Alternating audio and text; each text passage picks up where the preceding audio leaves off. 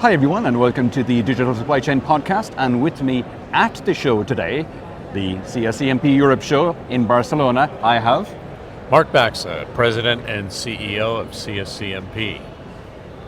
And Kevin Smith, President and CEO of Sustainable Supply Chain Consulting and board member for CSCMP. Fantastic. And gents, for people who might be unaware, give us a little bit about background about CSCMP. Happy to do that.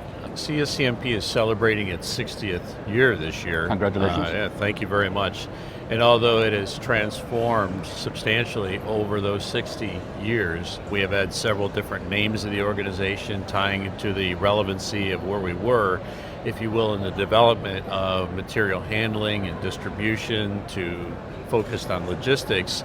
And now, Tom, of course, the broader supply chain. We've been in that spot with the title of the Council of Supply Chain Management Professionals, or CSCMP as we're better known, since about 2006.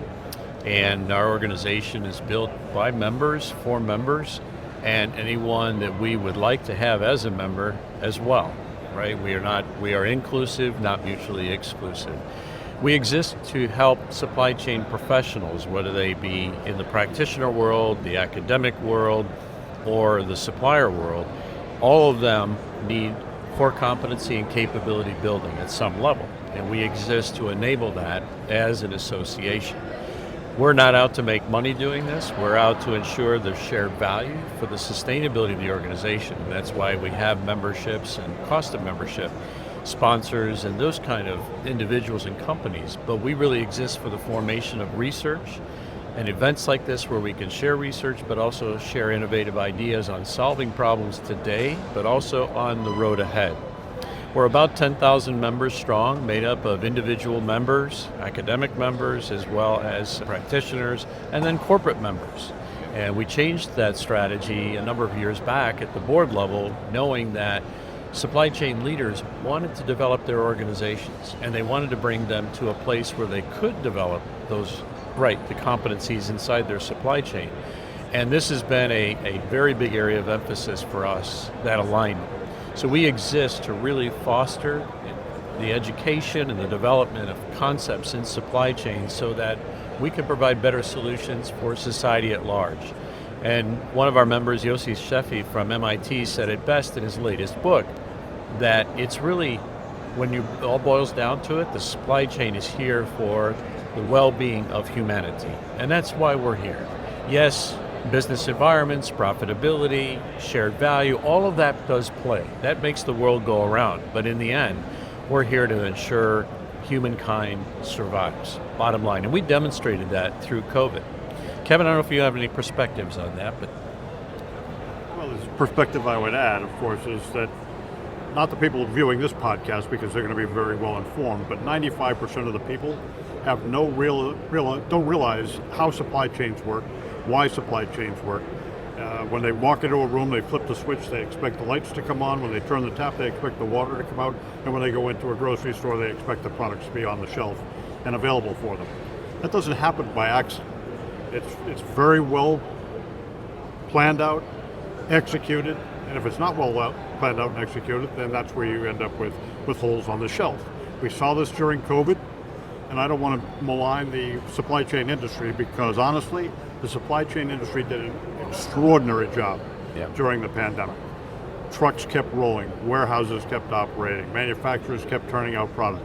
Did we have shortages? Yes. Were they real shortages? No. They were probably artificial demand driven by hoarding and people panic buying. Yeah. Panic buying. Was there, for instance, it's a little bit crude, but was there really a shortage of toilet paper? No. Was there an overabundance of inventory in people's homes during COVID? Absolutely. So how do you get beyond that? You get beyond that by educating people. CSCMP, of course, is set up to not just educate and develop people, but also connect professionals within the organization so that we can share ideas, so that we can share perspectives, and we can make progress on how we're going to operate supply chains in the future. Okay. And this event in Barcelona, how has it been so far for you? I think we're absolutely thrilled. Our roundtables, which are made up predominantly of volunteers around the world, focus on delivering content across the entire supply chain And we stop off the local events every once in a while here in Europe to create a all-day or two-day event such as this one. And we're absolutely thrilled. The majority of the CSCMP Global Board of Directors met for our quarterly board meeting 2 days ahead of this conference, and of course we've actively participated, with several of us actually being speakers or moderators during the conference. This has brought people together from across all of Europe. We have people here from Ukraine, from Germany, from England, Italy, and of course Spain, France, the Netherlands. It's a community, as Kevin spoke to, of a network of supply chain professionals interacting with each other, hearing topical conversations from the front, panels, single individual speakers as well, casting ideas and thoughts. But it's the networking afterwards, the comparing of, the box balancing, and did you hear the same thing I heard, and have you been on this road, and what were your learnings? All of that comes together in a community of learning, and that's what CSCMP has created here in Barcelona. Couldn't be more thrilled with the outcome, and certainly the venue, along with SIL and their collaboration with us, but also just being in the great city of Barcelona is fantastic. True. And making new connections is a huge part of it as well, I think. This is my first time attending the event, but I'm sure the others who are here have probably been to 3 or 4 or more of these events, and every time you meet new people, you take away new business cards. Maybe if you're on the lookout for a new job, you find a position, or maybe if you're looking to hire someone, you find a new person to take that role. That's obviously hugely important, because I think the whole recruitment area in supply chain is one that we don't talk about enough. Is that something that we're seeing issues with globally in supply chain? Absolutely. I think 30 years ago, most of us got involved in supply chain by accident. We got a job, we thought we'd do that job until we figured out what we really wanted to do, and now 40 or 50 years later, we're still involved in supply chain. Talent is something that if we don't develop it early on now, we're going to be in real trouble. Obviously, there's a shortage of workers for every area. And if we run out of people to do the jobs we need to do, then we're going to be in trouble in keeping that product on the shelves, for instance, for people to go to the grocery store. Now, there are things that we can do, though. We're instituting automation, robotics. We're adopting AI, which, by the way, can be either the most exciting thing we've ever done or the most terrifying thing we've ever done. And that's going to play out over the next couple of years, I'm sure. Yeah. But right now, developing talent, attracting talent to our jobs, to our industry, is tantamount to either success or failure. We have to succeed. Without sufficient and efficient supply chains in the world, we just won't be able to continue to grow our economies, feed our families, travel around the world. These are all important things, and again, they're behind the curtain. Yeah. Most people don't see it or understand it. Yeah, just to pick up where Kevin led into around talent, it's a great question. What we're seeing now is that our collaboration with universities who have instituted supply chain programs around the world, whereas 20 years ago, you had to really look very hard to find those. Most at that time were transitioning through logistics or materials management or some form of decision science like engineering. Today, there are very specific programs that touch the planning and sourcing, the making, the service aspects, sustainability, diversity and inclusion, all of the aspects that really matter when we talk about what supply chain does for humanity. The biggest challenge we see today is the intersection of technology and the human workforce to adapt to the solutions coming from technology. And on the journey of what I would like to call continuous learning, we have to be intellectually curious. And in supply chain, if you're thinking about a career that requires you to not only think about today, but the future and how we can enable things to happen more efficiently, this is an exciting place. And think back to the institution of the barcode and the UPC standards, right? Yep. It was Wrigley's spearmint gum that put the first UPC barcode on a pack of gum. And it was scanned for the first time in a grocery store in Troy, Ohio. Well, look what happened after that, and all that was enabled by that. Well, great people saw the opportunity and said, not only can we track our supply, but we can match that to demand. And oh, by the way, we can improve warehouse utilization and working capital because we know where every stick of gum is throughout the entire supply chain, right? So that is just a tip of the iceberg of the excitement and enthusiasm CSCMP has for bringing talent to the supply chain. Kevin alluded to what happened during COVID. Yep. We might not have had our first choice, but we definitely had a choice. We definitely survived. We had medicines, food, and as Kevin alluded to, the opportunity now to look at the right angles of where that distribution should go, where the consumer is going to buy from, whether it be online or in a store or a hybrid of both, which we see today.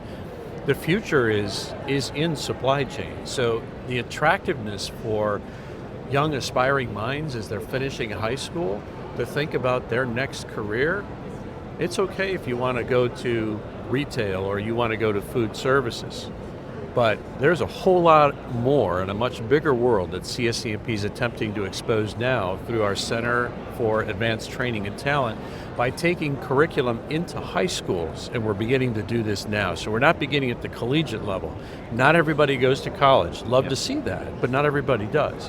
So not only are we talking about talent needs at the corporate or operational level, we're looking for building out talent that's at the front end, the true operational front end, right? The execution side of the business. And CSCMP is preparing the talent of the future in this way. And we need more to join on to that journey because we're not going to solve a problem by ourselves. But if we go together, we'll solve the problem for a lifetime. Okay. Kevin, what other hot button topics are in supply chain right now? What are people hot and bothered about, or what are people excited about? Well, I think on the heels of COVID, I think most organizations are very concerned about resiliency and their ability to recover from any kind of a disaster. It could be a natural disaster, it could be a pandemic, it could be something as simple as an electricity outage. But if you don't have plans, if you haven't already developed your scenarios, if you don't know who's going to do what when that happens, then you put your entire business at risk, you put your customer base at risk. And again, this is something most people don't think about, but we think about every day in supply chain. Right. But one other thing, Tom. So we talk about supply chains like it's something you could point to over in the corner of the room there. It's not. It's everything from gathering up raw materials to transporting it to a factory to converting those raw materials to a product, putting it in a truck, taking it to a distribution center, moving it to a store, or today we ship direct to customers, and then somebody consuming the product. Maybe somebody didn't consume the product, maybe they want to return the product, so now we've got a reverse logistics issue. So it's a very large industry, it's a lot of moving parts. I guess that's what makes it really exciting is there are so many different things to do, and we do different things every day. Yeah, Right. yeah. I'd add just a little more color to that question. Senior leaders and really businesses in general have to make and continue to make critical decisions about what we make, where we make it, and who we decide to make it with, which kind of goes off in two channels. One is the geopolitical stage that we're currently on today. Yes, we know we have a war ongoing in Ukraine, but we also have some very serious geopolitical conversations occurring between two of the largest countries, or if you will, in the world, between China and the United States, and the sprinkling of Europe and everybody else in between. So it gets down to what's the next decision on the road ahead. Total cost of ownership is a term that we use often in supply chain, and that is when the product is finally delivered, what were all the costs to bring it there. So it's not just about where we control labor costs, it's about quality, time, and place. So these decisions where we've relied and helped China build up its technology to bring high quality products at a fair price to the US and other markets like Europe, that's now in a state of high flux. So we have a balance of reshoring and a new term, friendshoring, joining with companies, right, suppliers that have unique and identifiable characters and qualities that are the same as ours. So this is all part of the road ahead for decision makers now, and that is, how do I know I can stay? How do I know I should leave? And this is beyond the profit and loss. It's just what's safe for me or safer for me to invest in. when you do move your company, you have infrastructure, you have talent, you have all kinds of other things, technology adoption to consider. So moving out of China to Mexico, for example, great opportunity if you're in North America because of the new trade regulation that's there to replace NAFTA. But on the other hand, is that the best decision? So that's a big part of it. The other is sustainability, and I think the impetus there is we don't want to be in the wrong place at the wrong time. We don't want to be manufacturing wood or pulp-based products using forest deforestation from a Amazon forest somewhere. We don't, right? So understanding our supplier relationships are very big when it comes to holding that up because society's asking us for it. And CSCMP does some great research in this area with our collaborative partner at MIT. We're in the 4th edition of the State of the Global Supply Chain Sustainability Footprint. And I couldn't be more pleased with our research institutions we work with overall as an organization. But I would say that adds additional perhaps constraints and areas of consideration is the geopolitical and the sustainability pressures that leaders face today. I'd like to add a little bit, Tom, if I could, on sustainability. Please. Because it's not necessarily a destination. Yeah. It's the activities you engage in every single day. There are so many things that companies, especially within supply chain, can do to be better stewards of the earth, to be more profitable for their stakeholders, that are actually, they make sense. Things like, streamlining your trucks so that they use less fuel, changing your fleet over to a biofuel so that you're not adding carbon to the atmosphere. These are all little steps that we take. You can't do everything at once, but you have to consider, what am I going to do next? People that are building new distribution centers now have to think in terms of leads. They need the leads process where you're actually building a building that's going to be as friendly to the environment as it possibly can be, and at the same time as friendly to your employees as it possibly can be.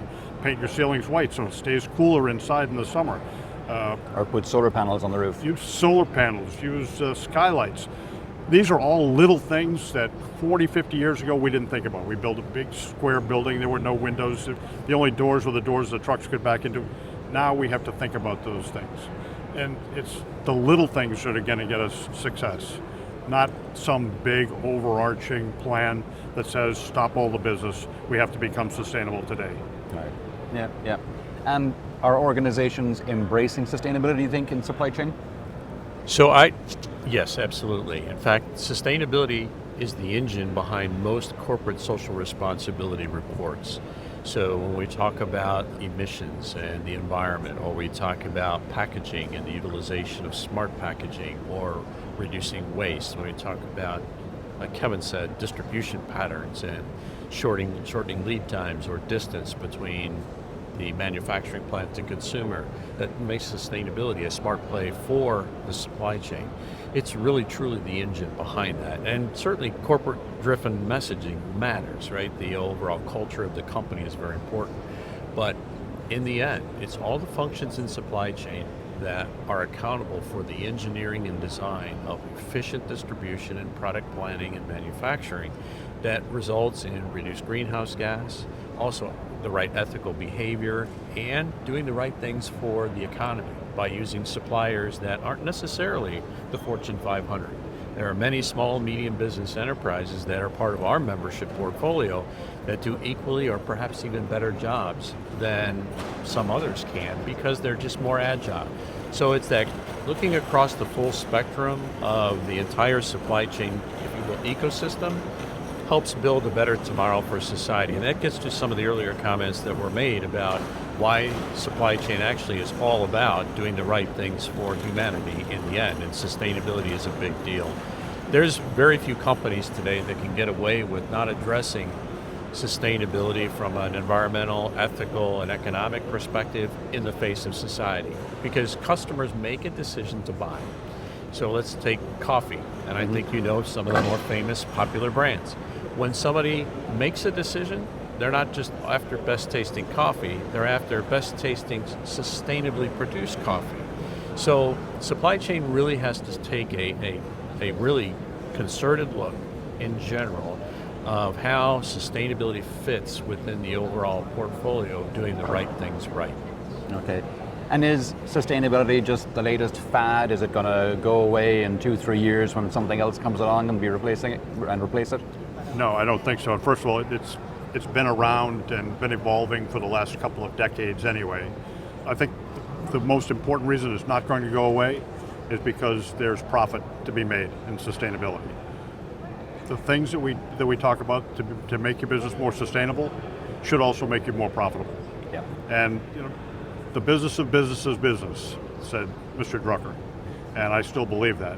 There's no company out there that's going to pass up on an opportunity to do something sustainable if it delivers more value to their company and to their stakeholders. Yeah. I've often said that if you're rolling out sustainability projects, you're almost by definition making your organization more efficient. You're engineering waste out of the system. And in fact, long term, I think sustainable products should end up being cheaper rather than more expensive. Well, the cost components are critical decisions around what you just said, Tom. So classic example is when you make an alternative sourcing decision that reduces mileage, you naturally cut greenhouse gas, you take out cost, and you build speed, because every consumer today wants more tomorrow and then some the next day, on time and full, and we want to provide that. So when we lean out our supply chains, it adds value to the business that's supporting sustainability and sustainable initiatives, and it improves the top line because the consumer sees the improvement as a value add to doing great things for society. So as Kevin said, that we originally thought about supply chain, and you would not as CSCMP, but just in the practitioner community, when it first became really a stronger voice, if you will, feedback to the supply chain. Hey, you need to be paying attention to this. It was about 20 years ago, really, when it first became in vogue. And the reaction was, well, that's going to cost more. If I make a plastic cup and I'm going to use material that's reclaimed, it's more expensive. And that had to fade away really quick because we had to solve for this. That was not going to go away, and you couldn't rest on that excuse. So as we become more efficient in the way we do things as a supply chain, we clearly add value to what society is asking us for, and we do the right things right for society at the same time. Yeah, making more with less. That's an important point, Mark, and I'd just like to quote Drucker again. From an efficiency standpoint, it's great to do things right, but it's almost more important to do the right things. And so in our business, you want to be efficient, but you want to be efficient doing the right things for your company and your customers, not just be efficient. What are some other interesting technologies that are bubbling up and helping make the supply chains more efficient? Well, on the road ahead, what supply chain leaders are telling us that, and this is as we talked about earlier, this is a great opportunity, but it's also a bit scary at the same time, because we don't know where this is truly going to go. And here's what I'd rather us focus on is what are the opportunities. So machine learning and AI, whether it be generative AI or other forms, will create decision-making output for human execution. And we are going to have to get smarter, faster, become more competent in the area of these decisions so that we know how to translate them into actual real actions. We can't just rely on automation to give the solution and say, okay, yeah, that looks good, let's go, right? You still have to have the human, if you will, heuristic decision making that time and place, yes, great solution, but time and place. Is it still going to satisfy the objectives that we're after, whether that be consumer demand fulfillment or cost management or other things that may even be practical or sometimes impractical to implement. But our road ahead in supply chain rests first and foremost, and this is important for any supply chain leader to know as well as for their organization, you still cannot get past the core competencies of capability, right? And understanding how supply chains work in function or in role or your next role or across the entire organization. Do you have a strong level of fundamental competency to know what actions to take in the first place? So that human learning is a big part of it that must also continue. But what's on the horizon from whether it be robotics, AI, or machine learning, and incorporation of all of this, if you will, pool of data in a way that delivers solutions is tremendously exciting. Tremendously exciting. Just to pick up on that a little bit though, Tom, despite the fact that we have 9 billion people populating the earth right now, birth rates in most developed countries are dropping off like crazy. The only place there really is any significant birth rate is parts of Africa and Southeast Asia. We operate a business that is very people intensive. It takes a lot of men and women to run a distribution center right now. We've started the conversion to more automation, more robotics. Yep. This is critical to our success in the future because we have to do away with those mundane jobs that can be replaced with a machine so that we can free up the people that we have to do the things that only people can do. So I want to stress, it's not that we don't like people, we love people. We'd love to have more people. There just aren't enough people to do all the jobs that we need today. So AI is going to be a critical element to this, but in the near term, automating and adding robotics to operations is going to be a first great step. A couple of reasons why, and again, these go back to profit.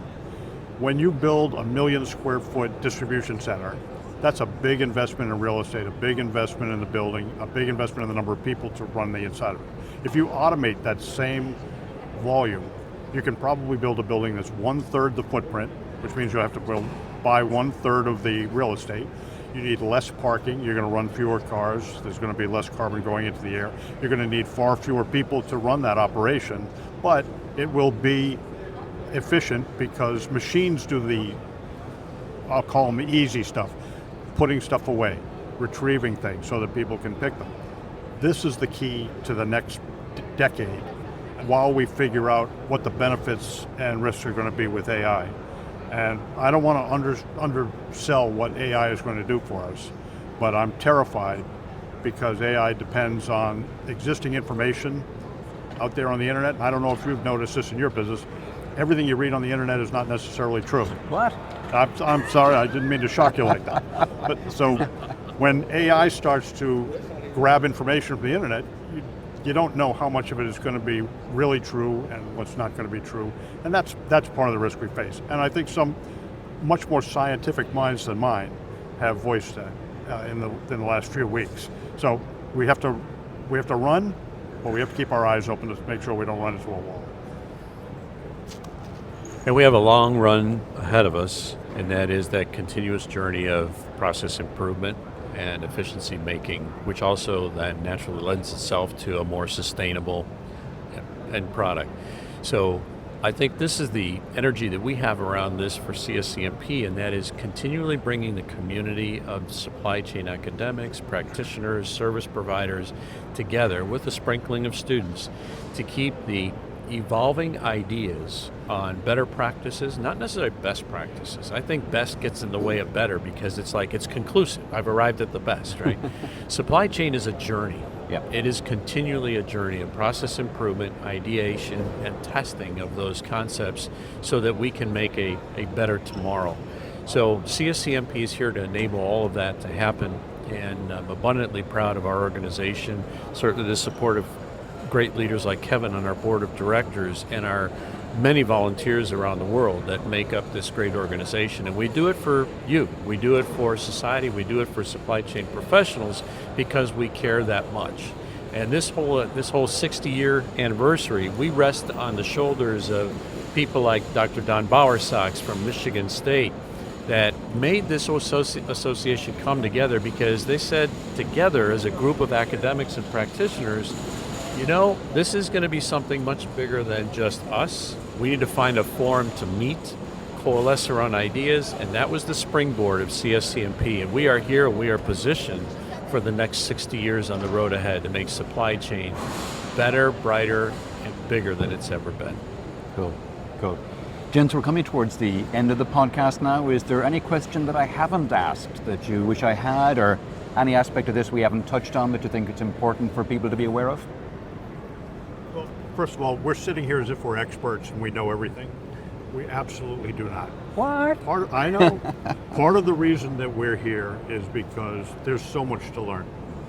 One of my heroes is Leonardo da Vinci. When he was in his 80s, they've documented that in the margins of his diaries, he would continually write, "Ancora imparo." I'm still learning. This is in his 80s, one of the most brilliant minds that ever lived. I like to think that we're trying to live up to that by coming to events like this, listening to our peers, listening to other experts, and trying to digest that so that we can bring it back into other supply chains and make some real progress. Okay, Mark? I think Kevin said it perfectly, because that's the very essence of who we are as CSCMP. Tremendous products in the area of certification and process improvement, continuous learning that we offer worldwide for all supply chain practitioners. But when we come together like this, we show evidence that we have an intellectual curiosity that won't quit, because we believe there's a better tomorrow. Our solutions are not today. We don't know everything we need to know as individuals, and when we come together, we solve problems that last a lifetime, and that's what we're after. Cool. Cool. I'll conclude my part of this podcast by saying, we have to have respect for the philosophers of the past. So Sartre, Kierkegaard, Tom Rafferty. But I'll quote one of the best philosophers I know. It's Yoda. Yoda said, "Do or do not. There is no try." Very good, very good. Gents, that's been fascinating. Thanks a million for coming on the podcast today. Thank you, Tom.